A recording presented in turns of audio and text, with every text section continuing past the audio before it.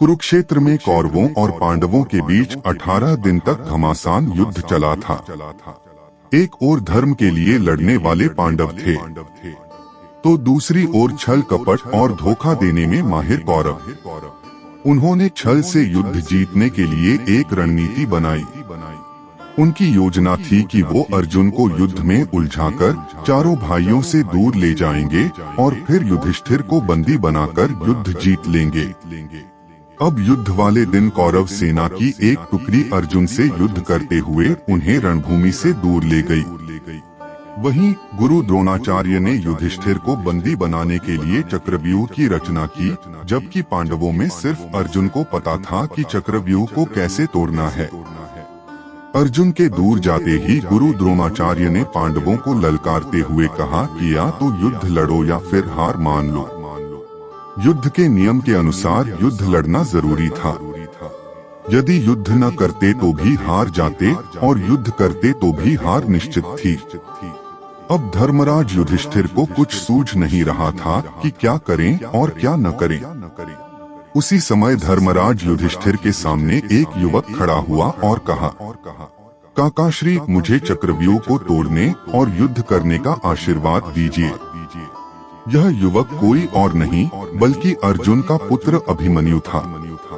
अभिमन्यु अभी मात्र 16 वर्ष का ही था, लेकिन सभी जानते थे कि वह युद्ध कौशल में अपने पिता के जैसा ही निपुण है। युधिष्ठिर ने अभिमन्यु को मना किया, लेकिन अभिमन्यु नहीं माना और उसने कहा, मुझे चक्रव्यूह तोड़ना आता है। जब मैं अपनी माँ के गर्भ में था तो पिता ने माँ को चक्रव्यूह तोड़ने का तरीका बताया था। बस तभी मैंने इसे सीख लिया था।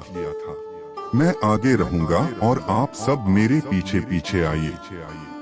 हार मानकर युधिष्ठिर ने अभिमन्यु की बात मान ली और सभी युद्ध के लिए तैयार हो गए। सबसे आगे अभिमन्यु था और बाकी सब उसके पीछे। अभिमन्यु को रणक्षेत्र में देखकर कौरव मजाक उड़ाने लगे कि यह छोटा बालक क्या युद्ध करेगा। लेकिन जब उन्होंने अभिमन्यु के युद्ध कौशल को देखा तो उनके पसीने छूट गए। आगे बढ़ते हुए अभिमन्यु ने दुर्योधन के पुत्र लक्ष्मण का मार गिराया और चक्रव्यूह में प्रवेश कर गया। उसके चक्रव्यूह में प्रवेश करते ही सिंधु के राजा जयद्रथ ने चक्रव्यूह का द्वार बंद कर दिया ताकि चारों भाई चक्रव्यूह में प्रवेश न कर पाएं। अभिमन्यु आगे बढ़ता जा रहा था। उसने एक एक करके सभी योद्धाओं का हरा दिया, जिनमें स्वयं दुर्योधन, कर्ण और गुरु द्रोण भी शामिल थे।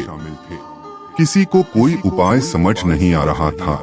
तभी कौरवों के सभी महारथियों ने एक साथ मिलकर अभिमन्यु पर हमला कर दिया। किसी ने उसका धनुष तोड़ दिया तो किसी ने रथ। इसके बावजूद अभिमन्यु नहीं रुका। उसने रथ का पहिया उठाकर युद्ध करना शुरू कर दिया। बड़े बड़े महारथियों के साथ वीर अभिमन्यु अकेला लड़ता रहा, लेकिन वह अकेला कब तक लड़ता। अंत में सभी ने मिलकर उसकी हत्या कर दी और अभिमन्यु वीर गति को प्राप्त हुआ।